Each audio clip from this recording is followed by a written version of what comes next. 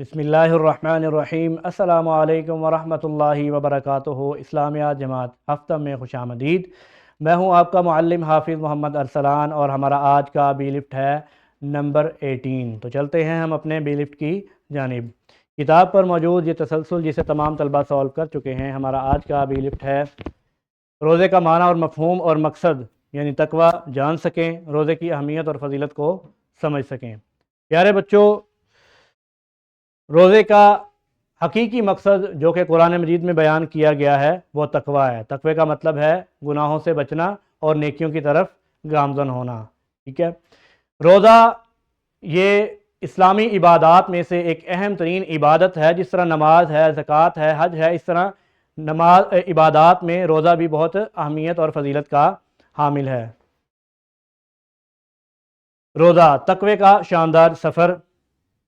تقوی کیا ہے؟ سوال ہے یہاں پر کہ تقوی ہمارے اندر موجود وہ کیفیت ہے یا وہ ڈھال ہے کہ جو ہمیں گناہوں سے روکتی ہے اور ہماری توجہ، ہماری رہنمائی کس کی طرف کرتی ہے؟ نیکیوں کی طرف، یعنی کہ ہمیں گناہوں سے بچنے کا حکم دیتی ہے اور نیکیوں کی طرف رغبت دلاتی ہے۔ اور اسی مقصد کو اللہ تعالیٰ نے قرآن مجید میں یوں بیان فرمایا ہے، یا ایھا الذین آمنوا کتب علیکم الصیام کما کتب علی الذین من قبلکم لعلکم تتقون، کہ اللہ تعالیٰ نے پہلے لوگوں پر بھی روزے نازل فرمائے اور اے ایمان والو تم پر بھی روزے نازل فرمائے تاکہ تم کیا کرو؟ تقوی اختیار کرنے والے بن سکو۔ روزے کا اصل مقصد کیا ہے؟ پیارے بچوں، روزے کا اصل مقصد ہے رک جانا، اپنے آپ کو اپنی نفسانی خواہشات سے، گناہوں سے اور اسی طرح بہت ساری چیزوں سے اپنے آپ کو روک لینا۔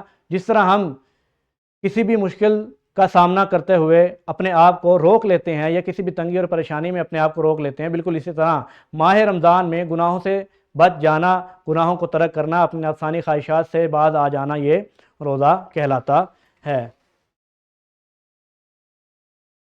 اصطلاحی طور پر روزے کا معنی ہے کہ صبح صادق سے لے کر، یعنی کہ سحری کے وقت سے لے کر غروب آفتاب تک، یعنی کہ سورج کے ڈھل جانے پر ہم جو ایک ٹائم گزارتے ہیں اس کو وہ روزہ کہا جاتا ہے۔ جو ہم عمل کرتے ہیں اسے روزہ کہا جاتا ہے۔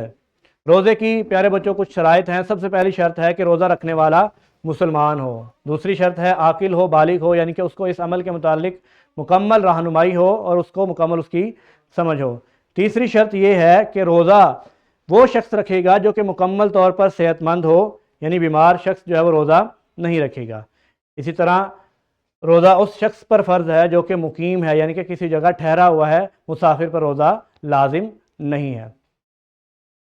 روزہ ایک سپر پاور ہے، یعنی کہ ایک مضبوط ڈھال ہے، جس طرح حدیث میں ہے کہ الصوم جنۃ۔ پیارے بچوں، جس طرح ہم نے دیکھا ہوگا عموماً کہ میدان جنگ میں دشمن کے وار سے بچنے کے لیے ہم ایک ڈھال استعمال کرتے ہیں جو کہ ہمیں دشمن کے وار یعنی تیروں سے اور اسی طرح تلوار کے وار سے بچاتی ہے۔ بالکل روزہ بھی اسی طرح ہی ہے، ایک ڈھال ہے جو کہ ہمیں گناہوں سے اور برائیوں سے بچاتی ہے۔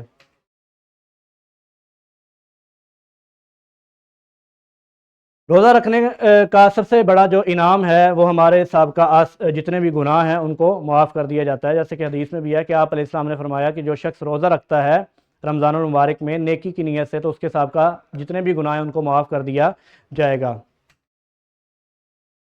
روزہ رکھنے والوں کے بارے میں خصوصی انعام ہے جو کہ ایک باب الریان کے طور پر حدیث میں آتا ہے کہ نبی کریم صلی اللہ علیہ وسلم نے فرمایا کہ روزے داروں کے لیے ایک مخصوص دروازہ ہے کہ جن کو جنت میں اس دروازے سے داخل کر دیا جائے گا، اور اس دروازے کا نام باب الریان ہے، یعنی کہ یہ وہ دروازہ ہے جہاں سے روزے داروں کو جنت میں داخل کیا جائے گا۔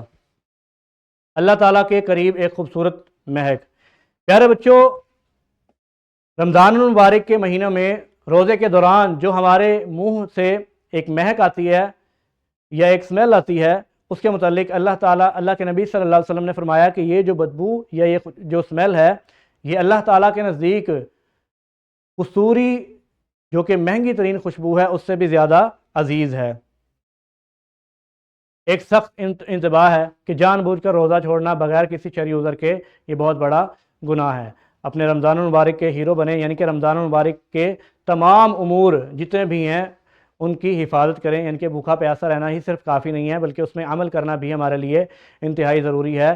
برائیوں سے بچنا اور نیکیوں کو اپنی ڈھال بنانا بھی ہمارے لیے انتہائی ضروری ہے۔ کتاب پر موجود یہ مرکزیت جسے تمام طلبہ کمرہ جماعت میں پڑھیں گے۔ اسی طرح کتاب پر موجود یہ تدریسی جانچ ہے جسے تمام طلبہ اپنے کمرہ جماعت میں حل کریں گے، اور اس کو حل کرنے میں آپ اپنے اساتذہ کی رہنمائی لے سکتے ہیں۔ کتاب تمرین و جائزہ پر اسی سبق سے متعلقہ آپ کو یہ نکھار ملے گا جسے تمام طلبہ اپنے گھر سے حل کر کے لائیں گے اور کمرہ جماعت میں اپنے اساتذہ کو دکھا کر ان سے دستخط کروائیں گے۔ اپنا خیال رکھیے۔